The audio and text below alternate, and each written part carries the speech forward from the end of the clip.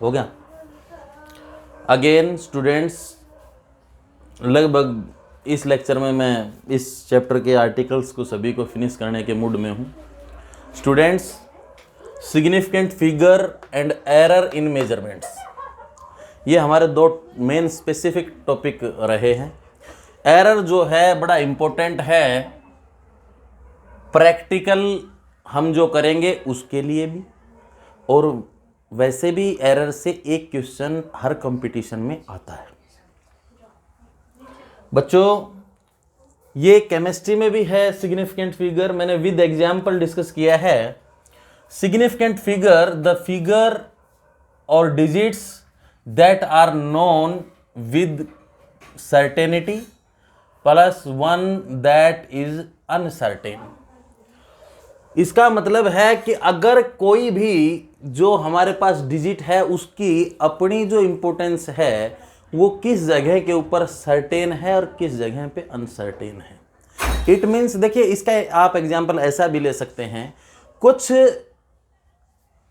जो डिजिट हैं वो स्पेसिफिक रूल के लिए साइंस के अंदर प्रैक्टिकल में ये यूज होता है, केमिस्ट्री में भी आप पढ़ेंगे।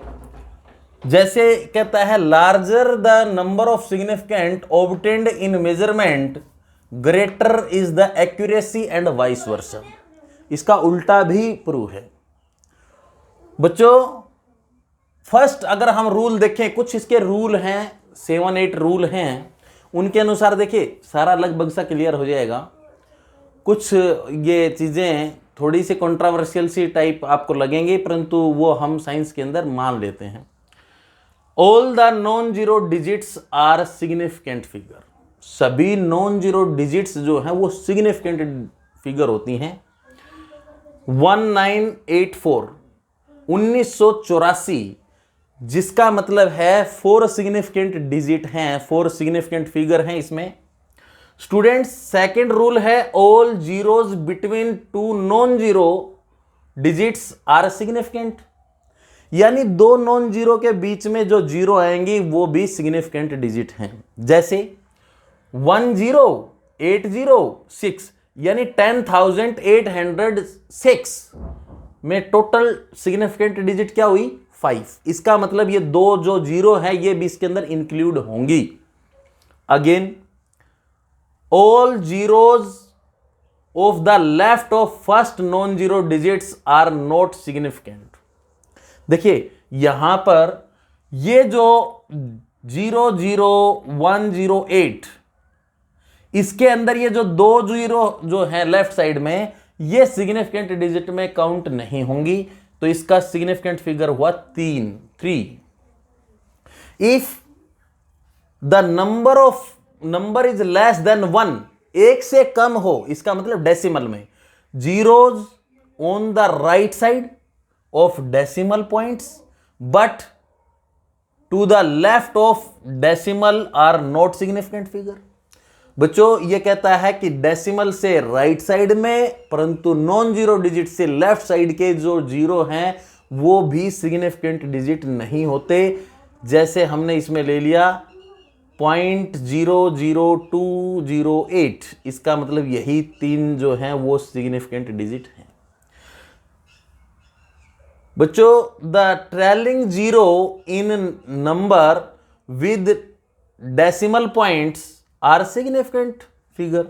ये कहता है डेसिमल के साथ जो ट्रेलिंग जीरो है वो सिग्निफिकेंट फिगर होंगी। इसका मतलब क्या हुआ? 1.08, ये जीरो तो आ गया नॉन जीरो के बीच में, सिग्निफिकेंट होगा, परंतु ये लास्ट वाली 2 जो जीरो हैं ये ट्रेलिंग जीरो हैं, is equal to 5 significant figure. इसका मतलब ये 2 जीरो भी सिग्निफिकेंट में काउंट हुई हैं।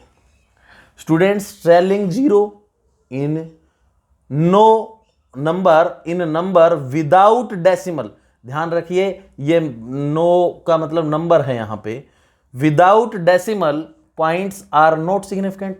ये कहता है कि अगर किसी के अंदर डेसिमल नहीं है, ट्रेलिंग जीरो जो हैं वो सिग्निफिकेंट डिजिट नहीं होंगी। 10100 यानी 10,100 is equal to 3 significant figure हैं इसके अंदर।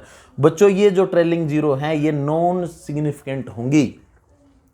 लास्ट जो इसका पॉइंट है ये कहता है in exponential form does not affect the significant figures.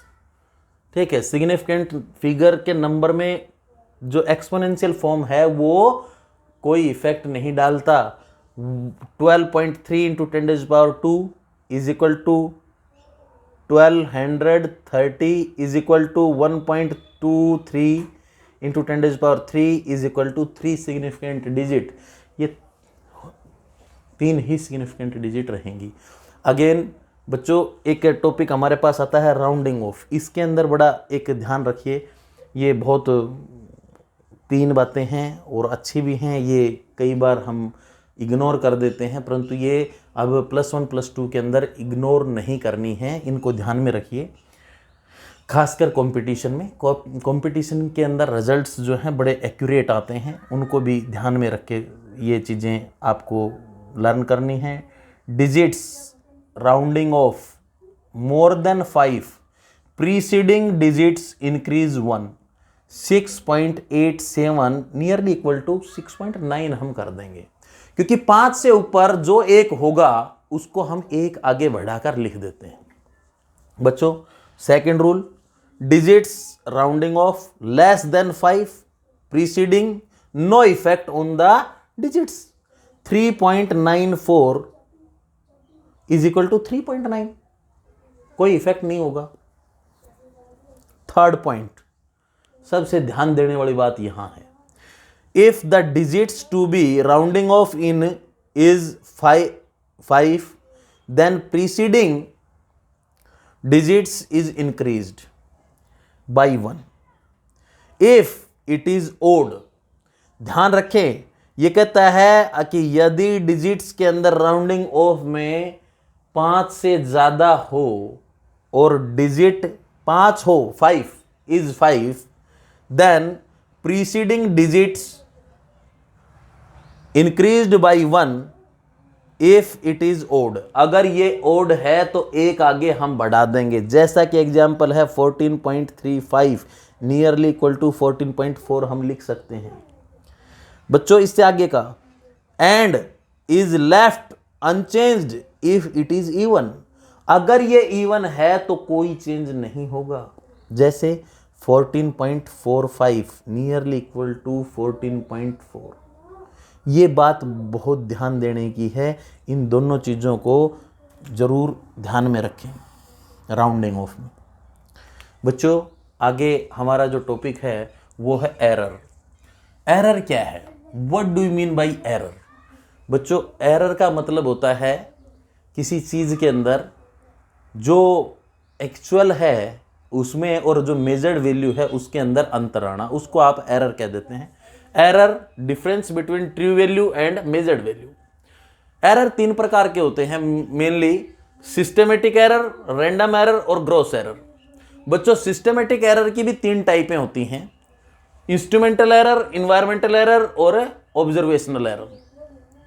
बच्चों इनकी डेफिनेशन जनरली हम बुक्स के अंदर लर्न भी कर लेते हैं, आसान सी हैं, कोई बात नहीं। सिस्टमेटिक, सिस्टम में एरर हो, जैसे इंस्ट्रूमेंट में एरर सीधा सा नज़र आ रहा है कि इंस्ट्रूमेंट नाम से ही पता चल रहा है कि इंस्ट्रूमेंट के अंदर अगर एरर हो तो उसके कारण जो आ जाए। इन्वायरमेंट में जैसे आपने देखा होगा शुगर और साल्ट एनवायरनमेंट के साथ उनके अंदर वेट में चेंज आ जाता है, ऐसे ही वो इन्वायरमेंटल एरर में भी आता है। ऑब्जर्वेशनल एरर, कोई भी एक्सपीरियंस्ड या आप ये कह दीजिए जिसको उसकी जानकारी कम होगी वो ऑब्जर्वेशन को एक्यूरेटली मेज़र नहीं कर सकता इंस्ट्रूमेंट के रीडिंग्स को, तो ये होता है रैंडम एरर। रैंडम एरर कभी कुछ आए कभी चेंज आ जाए, ऐसा जो एरर आता है और रैंडम एरर होता है। ग्रॉस एरर भी ऐसे ही आप याद रखेंगे। डियर स्टूडेंट्स, एब्सोल्यूट एरर जो आप प्रैक्टिकल यूनिट्स के अंदर ध्यान रखेंगे, प्रैक्टिकल के अंदर एब्सोल्यूट एरर, रिलेटिव एरर और परसेंटेज एरर, ये तीनों की कैलकुलेशन हम जर्नली करते हैं और इनके ऊपर न्यूमेरिकल भी आते हैं। ये these are the definitions, but ये न्यूमेरिकल कैलकुलेशन के लिए बड़े इंपॉर्टेंट हैं।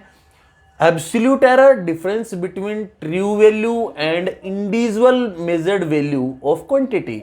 जैसे हमने पहले मीन वैल्यू ले लेंगे, मीन वैल्यू निकालेंगे, मीन वैल्यू से अगर फर्स्ट जो रीडिंग है उसके साथ क्या एरर आया, डेल्टा A1, सेकंड के साथ जो वैल्यू का एरर आया वो delta A2, delta A3, delta A4 and so on, इनका भी mean error, mean absolute error, ये हमारे पास ये आ गया। बच्चों रिलेटिव एरर रेशियो होता है मीन एब्सोल्यूट एरर का और मीन वैल्यू का, इसको रिलेटिव एरर या फ्रैक्शनल एरर भी बोल देते हैं। परसेंटेज एरर के अंदर हमारे पास जो मीन एब्सोल्यूट एरर आता है और ट्रू वैल्यू है उनका रेशियो इनटू 100 ये एब्सोल्यूट एरर आ जाता है। ये हम कैलकुलेट करते हैं, हमारे जो भी कैलकुलेशन करते हैं न्यूमेरिकल्स के अंदर, तो हमने 3 चीज़ों के ऊपर ध्यान देना है। स्टूडेंट्स ये कुछ इसके 4-5 फॉर्मूले हैं। अगर हमारे पास कोई भी वैल्यू है, फिजिकल क्वांटिटी है, वो 2 टर्म्स के अंदर है, प्लस माइनस में है, परंतु एरर जो होगा वो ऐड ही होगा। इसका एरर डेल्टा ए, इसका एरर डेल्टा बी ऐड हो जाएगा, चाहे वो सबट्रैक्शन क्यों ना हो, परंतु एरर जो है वो ऐड होगा। इसके एग्जाम्पल हम न्यूमेरिकल्स में लेंगे, कोशिश करूँगा मैं नेक्स्ट लेक्चर में इसके न्यूमेरिकल्स कराऊँ। जैसे x वैल्यू है a/b, इसको हम ऐसे लिख सकते हैं इसके एरर्स को। इसको अगर हम a की पावर n लेंगे तो इसको हम ऐसे फाइंड आउट कर सकते हैं, delta x upon x is equal to n into delta a upon a। बच्चों इसी प्रकार से ये हमारे पास एक ऐसा क्वेश्चन कई बार आया भी है, और x इज इक्वल टू कोई भी फिजिकल क्वांटिटी इस फॉर्म में हो, a की पावर n, b की पावर m और c की पावर p, तो इसको हम इसका एरर अगर हम निकालेंगे, delta x upon x is equal to n delta a upon a plus m delta b upon b plus p into delta c upon c। प्यारे बच्चों लास्ट जो हमारे पास है